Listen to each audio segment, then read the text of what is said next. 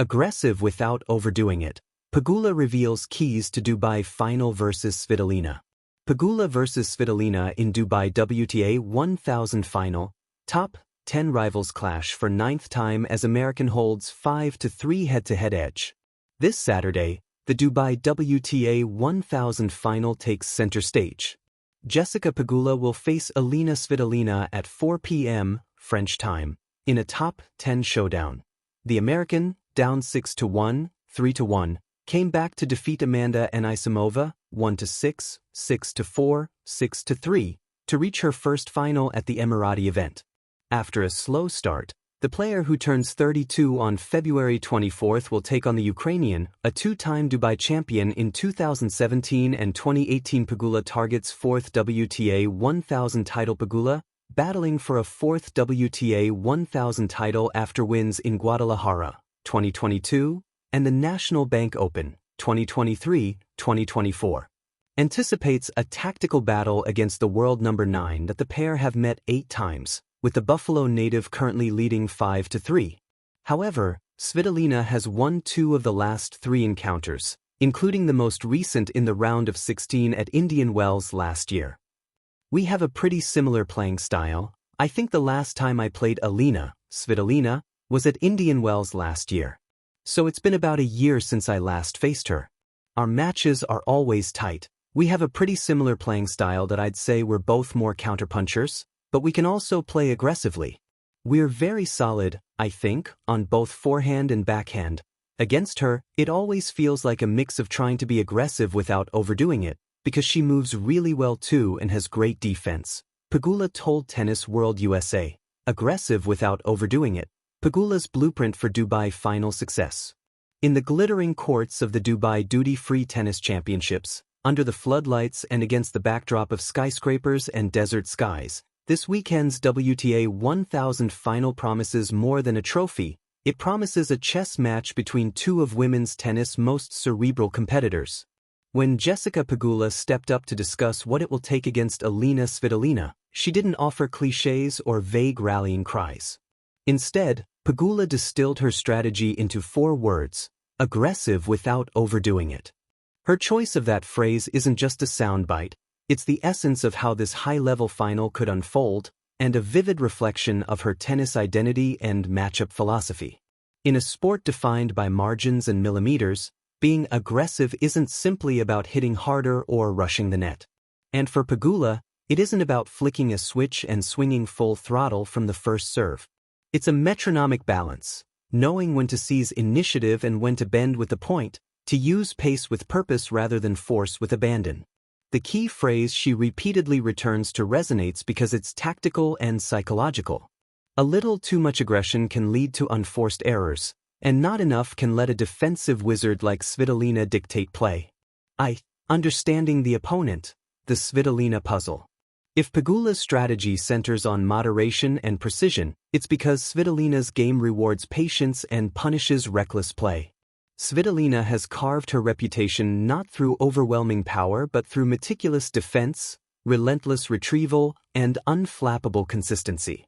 Her semifinal against Coco Gauff showcased just how formidable she can be when tested, battling for over 3 hours, saving multiple match points, and emerging victorious in one of the week's most dramatic encounters.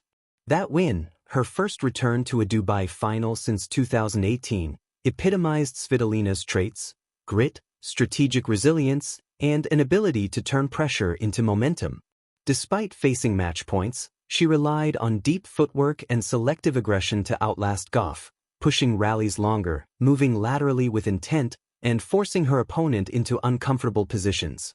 In a sport where personalities often translate into playstyles, Svitolina's approach is reflective of an artist who paints in gradual strokes rather than bold splashes.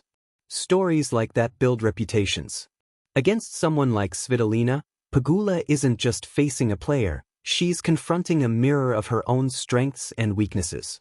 Their styles are similar. Both can counterpunch and both can turn offensive. But therein lies a strategic paradox. You don't want to out-Svitolina by slugging baseline for baseline. Instead, the plan is to be selectively assertive, to pick spots where a deep strike yields reward without playing into the Ukrainians' wheelhouse of extended rallying and retrieval. 2. Aggression with intelligence, the tactical dial. When Pegula speaks of being aggressive but not overplaying, think of a volume dial that has to be tuned perfectly for the room. Crank it too high, too many winners chased, too many risky shots attempted too soon, and the opponent capitalizes. Dial it too low, too passive, too tentative, and Svitolina's court coverage and defense will swallow opportunities whole. The ideal, Pegula implies, is controlled assertiveness.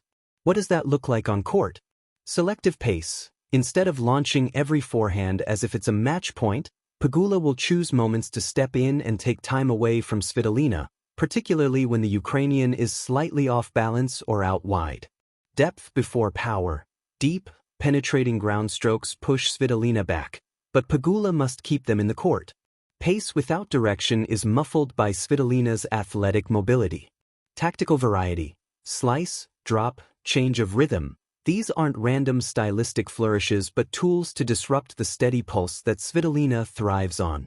Patience in rallies. The aggressive shot often comes after a well-constructed point rather than as a brute strike early in the exchange. Recognizing those patterns is central to not overdoing the aggression. In this way, Pegula's aggression becomes purposeful, not reckless, a theme that distinguishes elite competitors. It's not about the number of winners, it's about where and when they land. 3. The psychological battle, calm at the crucial moment. Tennis at this elite level isn't won purely through strokes, it's won in the gaps between them, in choices, habits, and emotional resilience. Pegula's phrasing, without overdoing it, tells us she's already thinking beyond technique into mental theater. She knows that a mistimed aggression in a tight game can spiral into self-doubt. Conversely, a well-judged aggressive move at the right moment can swing momentum. She's playing not just the points, but the pressure that surrounds them. Pegula's semifinal win illustrates this beautifully. Facing a tough opponent in Amanda Anisimova, she came back from a set and break down to win, not by blasting her way out of trouble but by grinding points, using tactical shifts, and waiting for her moments. That measured aggression, compounded by emotional control, was what ultimately turned the match. This same psychological template applies against Svitolina. Confidence in decision-making. Aggression becomes less about brawn and more about conviction, trusting shots when they matter most rather than letting instinct dictate reckless aggression. Calm in key games. In tight moments like break points or late deuce games, it's the player who balances aggression with serenity who typically prevails. Strategic patience. Svitolina rarely concedes easy points. Fighting for them, rather than rushing for winners, helps sustain a psychological edge. In that light, Pegula's approach isn't just about hitting balls, it's about thinking in the moment. It's almost